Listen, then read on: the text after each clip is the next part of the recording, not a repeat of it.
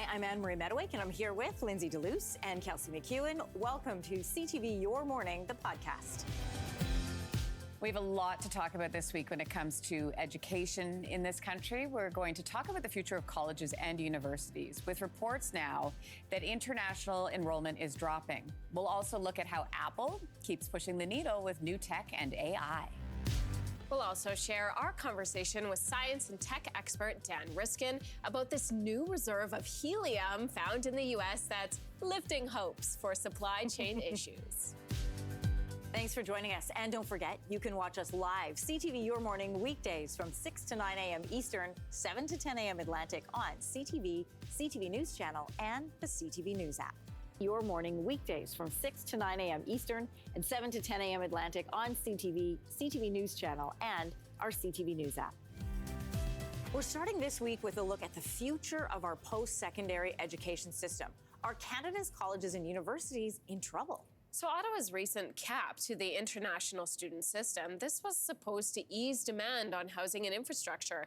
But now universities are saying they're seeing up to a 45% drop in international student enrollment. It's a big deal. So what does this mean for our schools and their budgets? Anne-Marie, you spoke with Gabriel Miller, President and CEO of Universities Canada, about this issue. So, you do a little bit of math here. It doesn't even have to be university level math. The federal government puts in these immigration limitations for international students. We know that universities financially are supported in part by higher tuition fees that come from international students. What does that look like from schools in this country? What are you hearing? Well, Anne-Marie, we'll have more official numbers from universities next month, but all of the indications are we've seen a much bigger drop in the enrollment of international students in universities than anyone expected. And in the near term, what that means is universities that are already underfunded are going to push deeper into deficit. But even more worrying is that what's really happening is we're damaging Canada's ability to attract the global talent we're going to need to grow our economy. And that's going to have consequences for everyone in the country.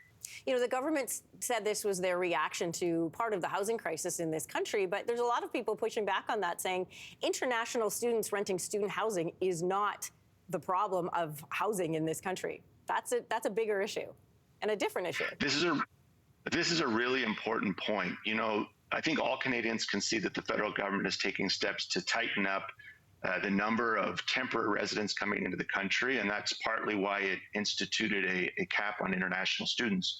But university students drawn from around the world were never supposed to be the target of that cap. They're really collateral damage. Universities provide 130,000 residence rooms across the country every year. We're part of solving the housing needs of the country. And what's absolutely critical now is that we don't allow any more damage to be done to our reputation as a destination for highly talented university students who can come here and make long-term contributions to Canada's economy. Will this lead to increased costs for domestic students?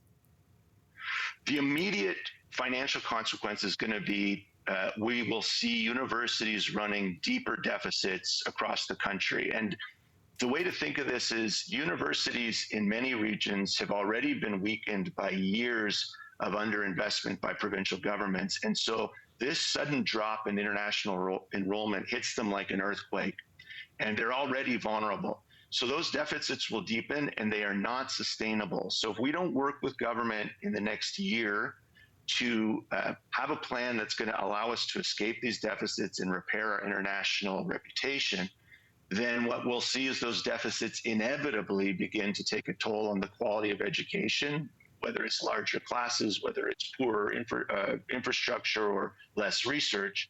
And that will in turn hurt the opportunities available to Canadian students and will slow our economy. You've said that the schools are willing to work with the government on alternative options. So what would those look like? Anne-Marie, what's absolutely essential in the near term are two things. First, the federal government needs to do no more harm. So in the next few weeks, it must protect university students from any more changes that are going to hurt our ability to recruit the best and brightest. No more restrictions on their ability to come and study and work here in Canada. And the second thing is the country needs to pivot to a global marketing campaign to restore our reputation, which has been very, very hard earned over the past decade, so that the world knows Canada remains a warm and welcoming place for the most talented students in the world. Keeping with the topic of education, let's talk about diversity in classrooms. A new survey says 58% of Canadian youth say they have seen kids insulted, bullied, or excluded based on their race or ethnicity at school. 14% of those surveyed said they've experienced it themselves.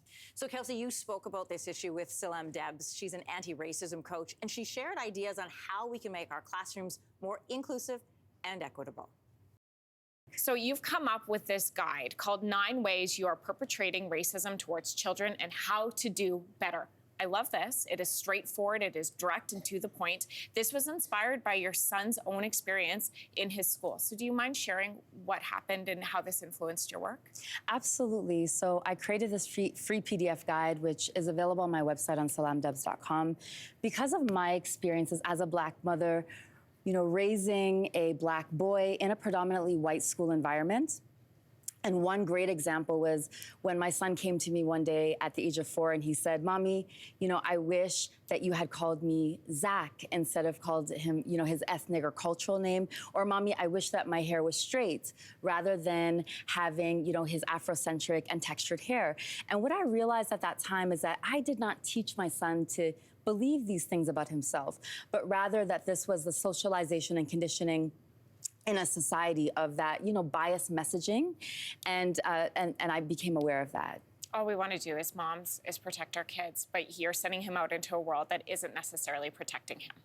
And that's hard, but we're going to change that. We're going to talk about the common ways that parents and teachers or caregivers are unknowingly or knowingly perpetrating racism towards children. What are these? Absolutely. So the first example would be hypervisibility, which is the ways in which Black and brown children, and disproportionately Black children, are overly disciplined or experience, severe consequences, more severe consequences than their, non-Black and non-racialized peers. The second example would be lack of representation in curriculum.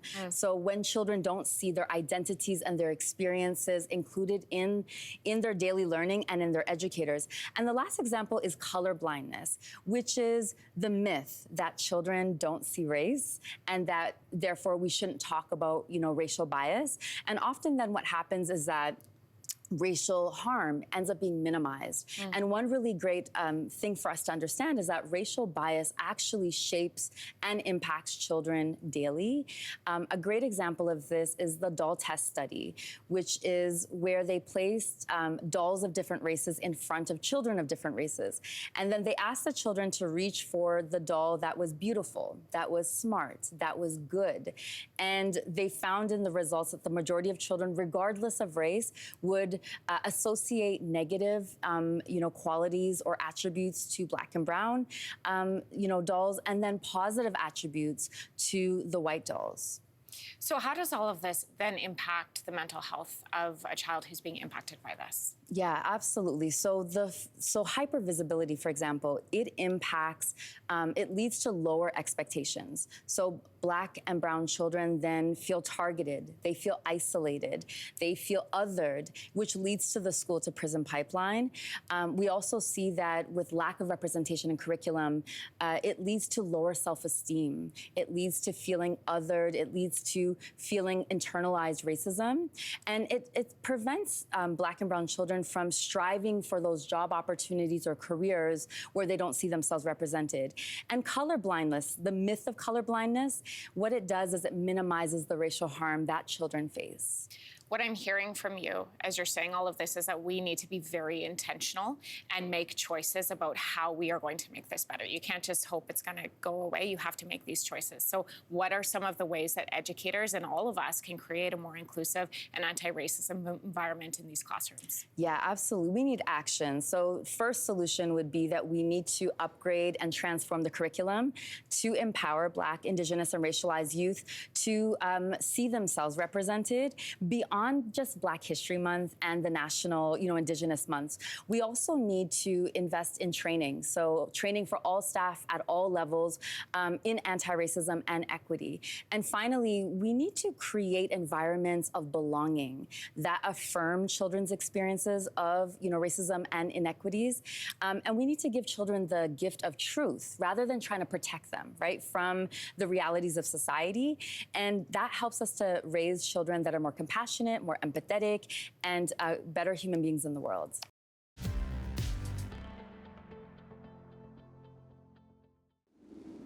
Oh, we know this. Heading back to school and getting back to routine is great, but it can also be exhausting for everybody. For everybody. I mean, it's tiring for parents, it's tiring for teachers, and we know that we see more tantrums and meltdowns in children. Here's the thing I didn't know. Did you know there was a difference between a tantrum and a meltdown? No, but I learned that. Yeah. I would have just thought it's interchangeable. Well, because they look the same, but how you approach that is different. Yeah. So, Lindsey, you spoke with parenting coach. Thank goodness you did.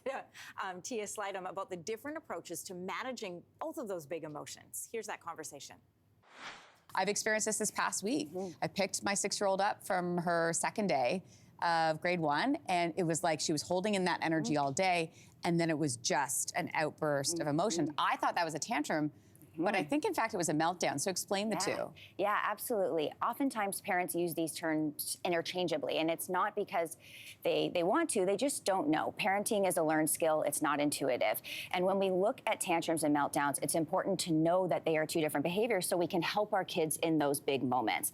So the symptoms of tantrums and meltdowns look exactly the same, which is why it's so confusing. We're going to see crying, screaming, stomping feet. For older kids, you might see slamming doors, back talking, refusing to cooperate.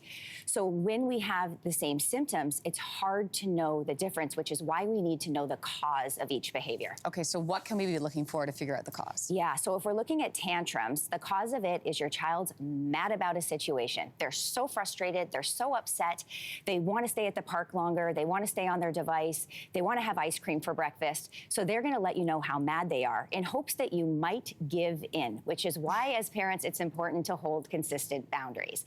Meltdowns differs in the fact that we want to think about it as a very overwhelming experience. So like your daughter yesterday, overwhelmed by her new day at school.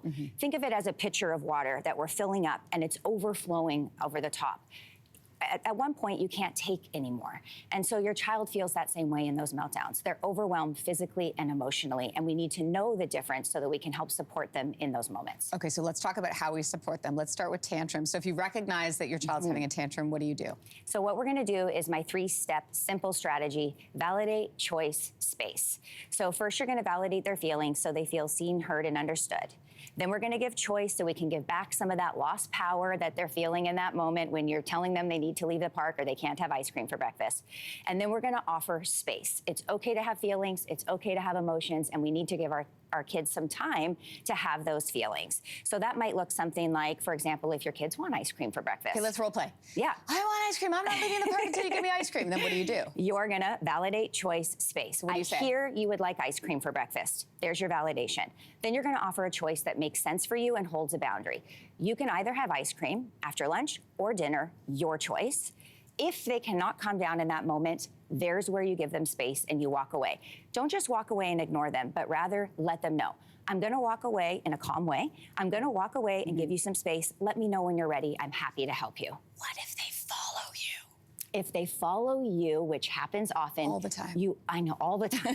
You wanna- You run. You know, you lock the door, you run. No, you wanna hold the boundary for you. One of the things we do often is we force our kids, we force them into their room, we force them on a stair or a timeout. We want to role model, we only control ourselves. So you control you walk away, put yourself in the bathroom, lock the door, let them know calmly you're gonna come out when they're ready. It's okay to hold a boundary for you without forcing our kids. The physical boundary. I have not locked myself in a bathroom yet, but I will do that. It's a good one. I will do that. Okay, so if you recognize they're having a meltdown, how do you approach that? It's a little bit different this way. This is where we just need to help them through the moment. So you put on your superhero cape and you think, how can I be calm? How can I hold my emotions in? And how can I guide them through this moment? You might take them outside for a deep breath, help them reset, offer them a hug, help them switch the situation so that they can take a minute to breathe and calm down. If you find yourself in this situation, you start making promises, which I think we all have. I'll be like, if you do this, then I will provide this for you. How do you avoid that situation? We're not supposed to do that, right? Yeah, we're going to avoid empty threats or bribery or rewards because, unfortunately, that's going to be a Band-Aid solution. So we're not actually going to help support our kids. So what I want you to think about is learning to step back, walk away for a moment if you feel like you're going to give that empty threat, because ultimately you're only going to make the tantrum or meltdown worse. It's going to teach your kids not to trust that when you say something, you mean it. And so they're going to push and push and push because kids are born with two jobs, one to please you and one to push boundaries until boundaries are found. If you say, if you don't do this, I'm taking away your iPad for the week, or if you don't do this, this isn't going to happen, your chances of you actually following through with that are slim. And then they say, well, mom or dad said this, I don't actually buy it, so I'm going to tantrum louder, longer, and harder. We want to switch gears and talk about a scary situation happening right now for pet owners. The American Kennel Club just released new information saying reports of dog thefts have increased by more than 20% every year since 2021. Now, some of the most popular dog breeds targeted are French Bulldogs, Yorkshire Terriers, German Shepherds, Labrador Retrievers, and Siberian Huskies. Yeah, this is really scary for any dog owner out there. So, Anne-Marie, you spoke with Camille Lapchuk, the executive director at Animal Justice, about what's behind this rise. Alberta is one place that has seen this spike in dog thefts. The Alberta Abducted Dogs Welfare Association says 52 dogs were stolen since last November. Why the increase? That's really troubling. It's hard to know why there's an increase, but there are a few reasons that people would steal dogs. The first might be if they want to save a few dollars on buying a dog or don't want to pay the adoption fee to adopt one. Okay. Second reason could be a little bit more nefarious, and that could be someone taking a designer dog to use that dog for breeding purposes. There are so many backyard breeders these days who just pump out litter after litter of puppies in poor conditions. And finally, even more disturbing, there could be situations where people take dogs for bait animals or to use them for fighting. Oh, man. What happens to these dogs after they're stolen? Well, it's really hard to know, but I think, if a number of them were used for backyard breeding operations, they would be conscripted into a life where they produce litter after litter of puppies. And that's obviously really heartbreaking for a family to think about that fate befalling their beloved companion. You know, we think about, car theft, for example, we know that's in the criminal code, but so is animal theft. Stolen dogs are treated as theft under $5,000. Are pet crimes typically reported, however? I think that they are. I think people are really motivated to go to the police if they do have an incident where an animal goes missing. I think it's also possible sometimes people don't realize a dog has been stolen. They simply think the dog has gone missing and has run away, and so that could be an issue as well. But I do believe that people are very motivated to get that information out to authorities. I wonder how authorities would even go about tracking whether or not a dog has been stolen if it's not microchipped. It's really challenging, and even if the dog is microchipped, that only helps if the dog ends up at a vet, and that vet can help make the connection in the future. Some people have GPS trackers on their dog's collars. I do that for my cat. And, even if they do that, the dog napper can simply slip off the collar, and it doesn't really help them. We mentioned some of the top breeds that seem to be stolen, but what kinds of dogs are thieves looking for? These are ones that they can resell, presumably, or use for breeding, like you said? I think that's the most likely scenario. I think there could be crimes of impulse where someone just sees a cute dog, they decide to take it. Maybe it's a small dog that they think will be easy to get away with. But there's other situations where likely people who want to set up a backyard breeding shop would consciously target specific breeds of dogs for that purpose. So there's going to be a lot of dog owners who are concerned when they hear those kinds of statistics. They might even have one of those breeds that we listed. What do you recommend to pet owners who have some concerns? Well, prevention is key. I think the first thing is that if you don't leave your dog unattended, there's much less of a likelihood that that dog will actually be stolen. So that even means leaving your dog in the front yard for a few minutes. Someone walking by could see that dog. That especially means not tying up your dog to a post while you go in to get a coffee or do some errands, because, again, that's a very risky situation. And I would also say that people should consider adopting mutts, adopting mixed breed dogs who people are just simply less likely to want to steal.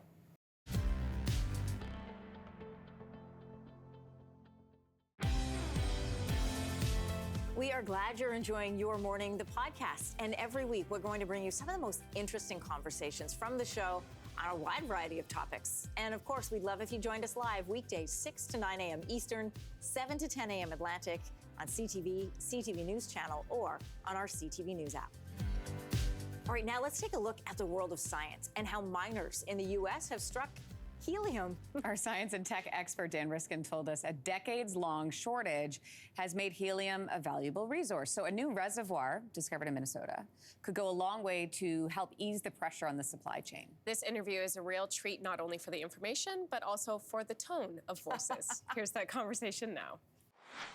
I have to do it. As soon as I knew I was talking to you about helium, I went and bought balloons. Are you going to do the whole interview with helium voice? Maybe not the whole thing, but I do intend to talk in little bits with the helium, because who doesn't love helium? It's got so many great uses, like filling balloons and changing your voice. What do you think? Please, let's do the whole interview like this. So, okay, you suck on that, and I'm going to talk about the reservoir in Minnesota. It's not only expected to help fill gaps in the supply chain, but it is an unprecedented find. I guess I'm curious, what does a helium reservoir look like, and what makes this one unique? This is the thing. Helium, you think of it as this floaty stuff in balloons, and that's part of the problem with helium, is that once it leaves, it floats up to the top of the atmosphere and it sits against the edge of space, and you can't harness it again. But to get new helium, you have to actually go underground. Weird, right? Yeah. But there are these pockets of gas underground, and if you know where to look, you can make a big drill, just like you would look for natural gas, which is a gas, and you get helium. And so they found this huge reservoir in Babbitt, Minnesota, that has just a really high percentage of helium in the trapped gases. And it's really great because, as you say, there's a lot of worry about running out, so people can't change their voices, which is, of course, critically important to a lot of different things. I was looking at all those guys working around the helium gas mine, and I'm wondering, did any of them secretly do it after work? Does everybody suck on helium? Anyway, it is commonly associated with what you're holding, which is a balloon. But what other, maybe more serious purposes does helium serve? Yeah, let's talk about serious things. Oh, perfect. Well done, sir. Helium is very important. You need it for MRI machines because it can keep the magnets cool. You need it for space travel. One of the things about the Starliner spacecraft that everybody's made a big deal about is the fact that it's been leaking helium. The helium pushes the gases that can ignite. It pushes them together so they will ignite. And the thing about helium is it doesn't ignite. So it's a really safe thing to use for those applications. But, MRI machine says it all. But also a whole bunch of other biotechnologies, a whole bunch of medical applications. It's fun and games at parties, but helium has become a really critically important gas that we need, and you can't make it. Just like you can't make gold because it's an element, you can't make helium because it's an element. And so you got to find it underground, because once it comes out of my lungs and goes back out into the air, it just floats away and you can't harness it again. It was interesting to hear it exit your lungs throughout that entire answer. So the United States Geological Survey is estimating Canada has a helium resource of 2 billion cubic meters. It's the 5th largest in the world. What kind of opportunity does that give us? Well, it's huge. There's this big shift happening, right? I don't know if you've heard, but fossil fuels are kind of, they're a bit poo-pooed right now because they're destroying our planet and making it hard to live here. So a lot of the exploration that has been happening for natural gas, people are looking for the next resource. And helium was sort of this waste product that was found with natural gas. It's created by some of the same geological processes. And so sometimes they would find it and they'd be like, let's get rid of this stuff. It's kind of in the way. And it's been thought of as kind of a waste of time. But now, as helium shortages start to drive the price up, it becomes a valuable resource. And so we're going to see a shift where a lot of the technologies that had been used to extract natural gas are now going to be applied to, there are going to be whole companies like the one in this press release that are just focused on finding helium, and helium is going to become its own commodity. So it's part of how the world is changing as we move out of fossil fuels. Dr. Dan Riskin, one more time, can you just end us with a little bit of helium? It's always such a pleasure to talk to you, and I really want to thank you for making time. From science to tech, Apple is now joining its competitors in the AI-boosted smartphone market. The company has unveiled 4 different models of the iPhone 16. We're at 16. Its first ever phones built for AI. And Apple says these phones are going to use artificial intelligence to improve Siri, writing emails, and creating a personalized user recommendation. So how could this shake up the global tech industry? Lindsay, you spoke with tech analyst Carmi Levy for more. So when they say this phone is built for AI, what does that mean exactly?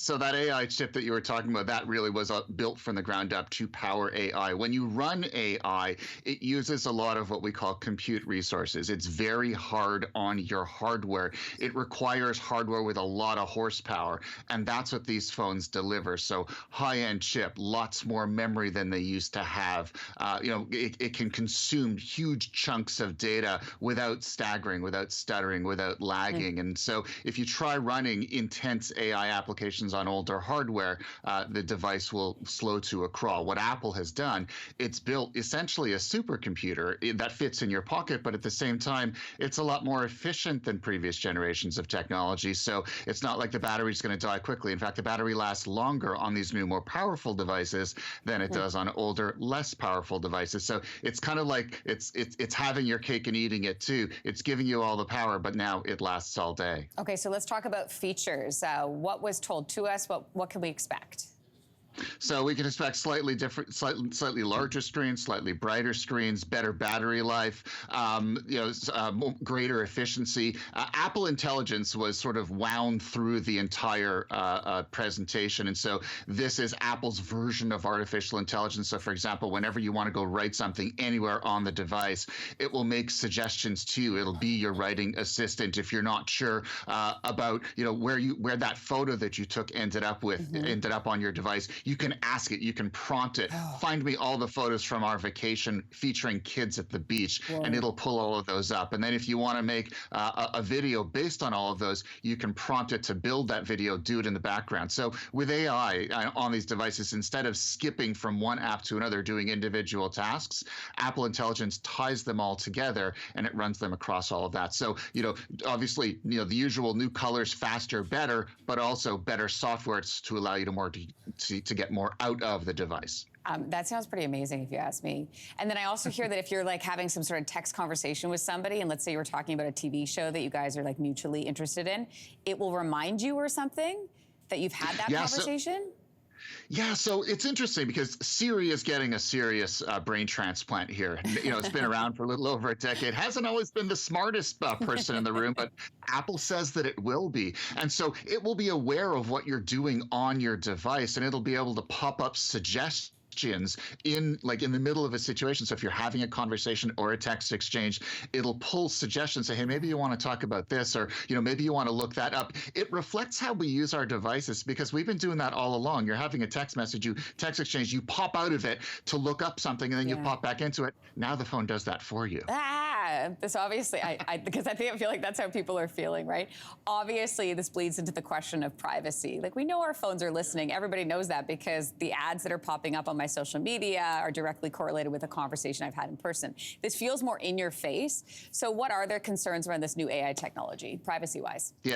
Yeah, this isn't an app. This is built into the device, so you can't really get away from it. You can't choose to not engage with AI. And so what Apple has done, they've created what they say that as much as possible, they do AI on the device. So it's not shared with Apple. As soon as you finish the engagement, as soon as the AI finishes doing its thing, that data is deleted. It doesn't go anywhere. If it's a more sophisticated interaction and it requires more computing power, it will use the cloud. It will reach out to Apple for more sort of capability, but then Apple says that even then they won't see what you're talking about. That data will be deleted afterwards. So AI does expose us to greater potential for privacy concerns, because it does share a lot more data with third parties like Apple. But at the same time, Apple is saying they've heard the criticisms from other companies, from other sort of attempts at AI, and they're making a significant effort to build greater levels of privacy into their version of artificial intelligence. They're promising it, but again, we haven't used it, so we'll see.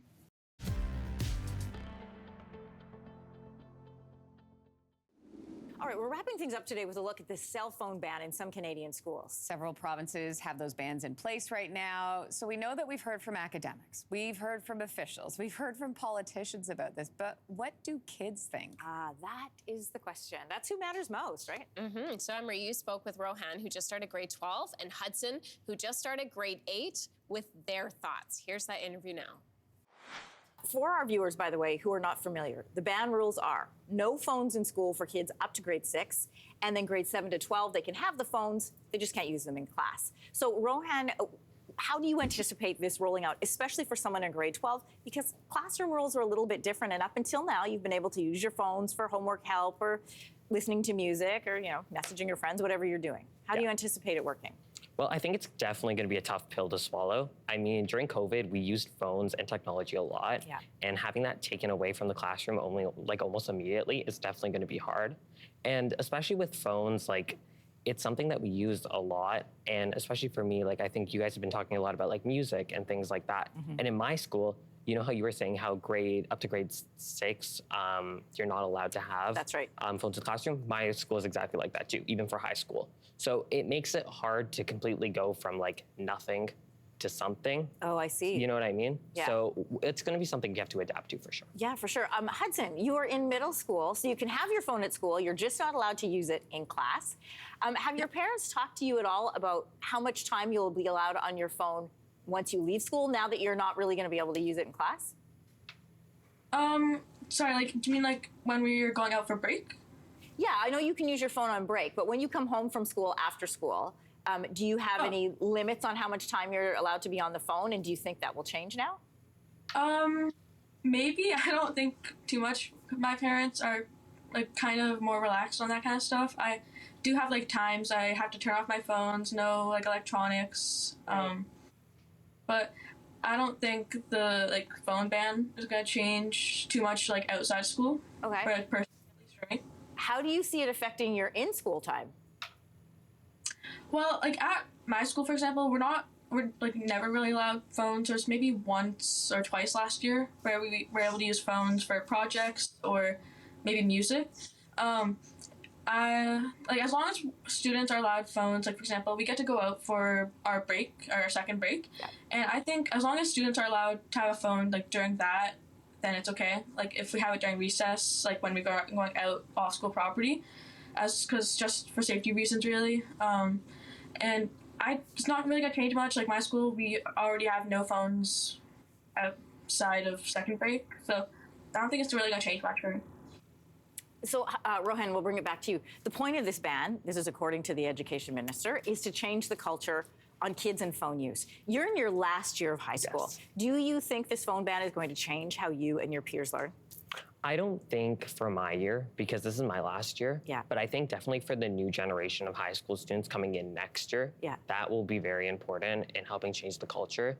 I think for us right now, we're kind of at the point where we've used phones in school for, let's say 11 years, right? Yeah. So it's not, 1 year is not going to change anything per se. Yeah. But for the future generations, I think they'll learn how to be less dependent on their phones in the classroom and in school in general and be more present, which I think is helpful. Yeah, and Rohan, you're in that cohort of kids, and I call them the COVID cohort. You're the same age as my kids. And so we went from having really strict rules around digital use, and all of it went out the window during COVID. And so you're right, now you're asking kids in this age group to sort of scale back. Do you think it's possible or a positive change, or have we just not adapted properly? I think it is possible, and I think it's possible within the classroom, which is why I think for the older generation that will be okay. Yeah. But then outside the classroom, like my school and the younger kind of generation is they're trying to do for them, that will be hard.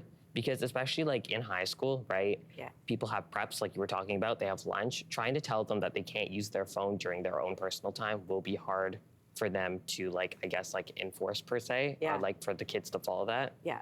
But yeah. Enforcement is interesting, and that's been a big issue on this one. And Hudson, you might see some of this today as well, is that it's up to the teachers to police the phones. So either to tell kids to put them away or then to take them and hang on to them. Do you anticipate anybody maybe challenging that in class, saying it's my phone, I can use it if I want? Honestly, some stuff like that did before the ban, and now that there is the ban, I still gonna be challenged. Fought. Sorry, I think. You think there could be some challenges? Yeah. So we asked the education minister about that, Stephen Lecce, and he said they have the teachers back, and that the teachers send the students to the office. That's the eventual rule, and it could eventually end in suspension. I'll end this interview by asking what each of you think about that outcome. Do you think that that's too extreme, a suspension for using your cell phone in class? 100%. I think it's going to have to be something that's a graduated system. You get a couple warnings, because as I've talked about, phones are something that's been in the classroom for a while, so having that adjustment will take time. And the like education administrators have to allow that to happen. And Hudson, what about you? Do you think an eventual suspension is an appropriate response to having your cell phone in class? I think I definitely agree with Rohan, about how it could probably take multiple times times where someone's on their phone during class without permission for something to happen. But I still think it's acceptable for a student to be suspended over just going on their phone maybe a couple times. Hudson and Rohan, we appreciate both. Like, you've got a class in less than an hour, Rohan, so we're going to let you go. And Hudson, have a great first day. Thanks for coming on Your Morning. Thanks so much for being with us today. For more great conversations, you can download or hit subscribe to Your Morning, the podcast, on the iHeartRadio app or wherever you get your podcasts. And don't forget, we'd love for you to watch us live weekday mornings on CTV, CTV News Channel, or on your CTV News app. Start your morning with us.